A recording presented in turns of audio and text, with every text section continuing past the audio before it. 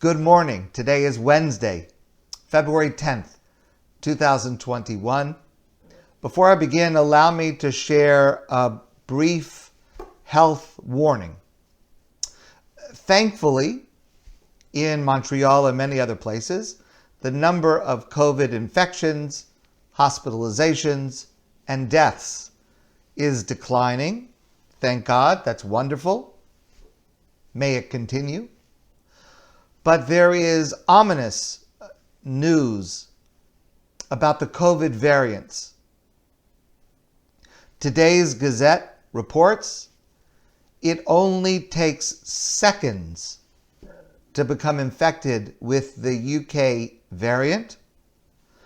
And yesterday, the Montreal Public Health Department reported that this variant, which has been reported is already present throughout Canada, is in fact present within our own local Jewish community. So I urge all of us to be extremely cautious and not to be lulled into complacency by the current improvement. Hopefully it will be sustained and not just a temporary improvement, but that will only happen with our sustained caution. So I urge all of us to be very, very careful.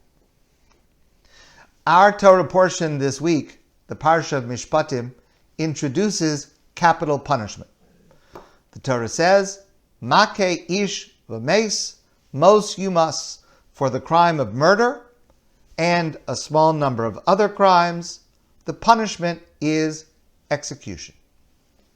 At the same time, within the oral law and later rabbinic law, on procedure and evidence, makes it virtually impossible to carry out capital punishment within Jewish law.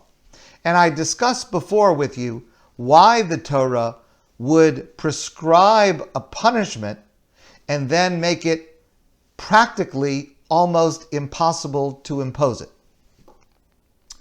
It's clear, however, that today our pasuk cannot be used to support capital punishment in countries around the world because our verse is only relevant when there is a Sanhedrin and when the Beis Hamikdash, the Holy Temple in Jerusalem, is standing and the entire scope of Jewish law is in place, which has not existed in the last 2,000 years.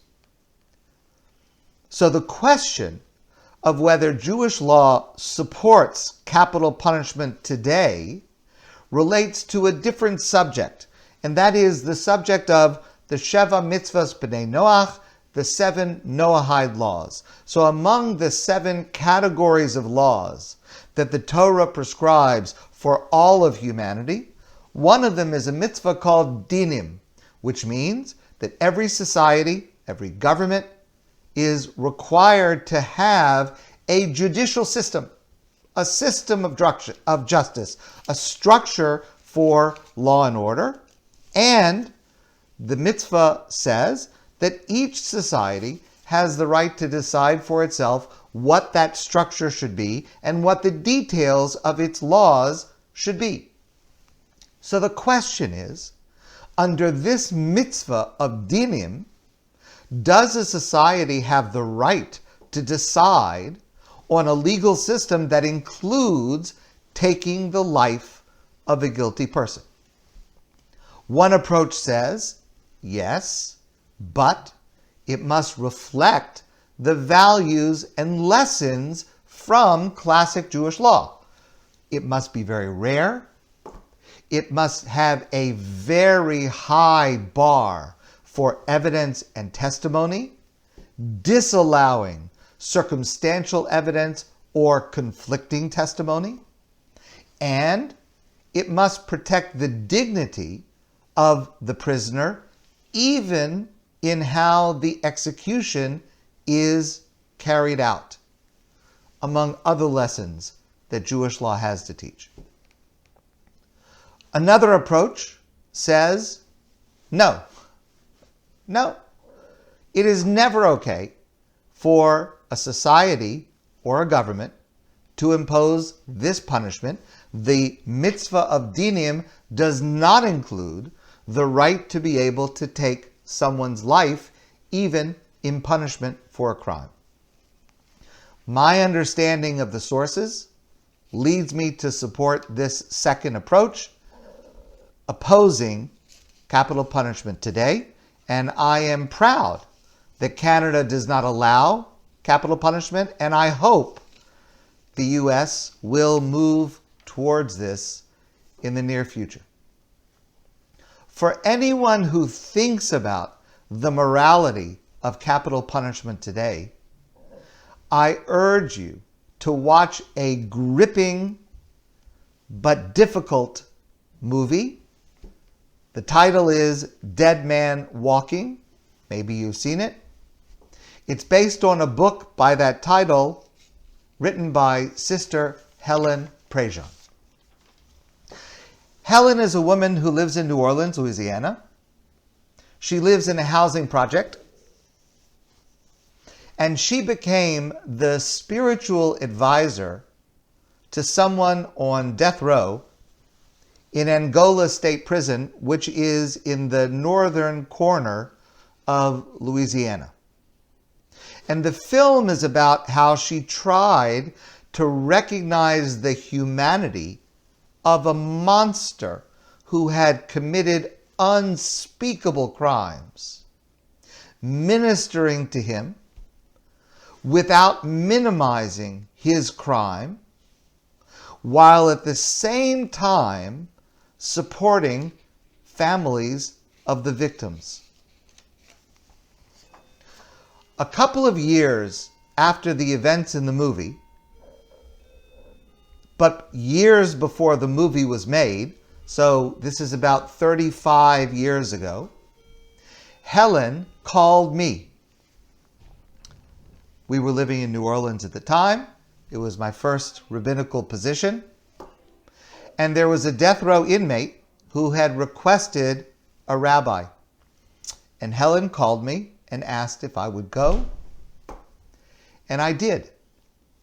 So I became the spiritual advisor to a man who was convicted of killing his wife and 2 daughters. It's not really relevant. I don't think he was actually Jewish, but he asked for a rabbi, and I went. And to this day, I consider Sister Helen Prejean my teacher and my mentor. When the movie came out, I went to see it alone. It was very emotional for me. And as I watched the movie, I recognized the scenes that were actually shot on location. There's an opening scene of the project where Helen lives, and I remember walking in that exact spot, going to meet her for the first time. Some of the scenes were filmed in the outdoors of Angola State Prison, and I could recognize those locations. There was one small detail in the film that was not accurate: the scenery around the prison, which is in the middle of nowhere in northern Louisiana, very remote. I remember very clearly, it was about a 3 or 4 hour drive from New Orleans. The last half hour or so was incredibly ugly. The trees and the bushes were somehow stunted and twisted. It looked like what I would imagine it to look like in the aftermath of a nuclear holocaust. It's the only way that I can describe it. It's a place where the natural surroundings express anger and violence.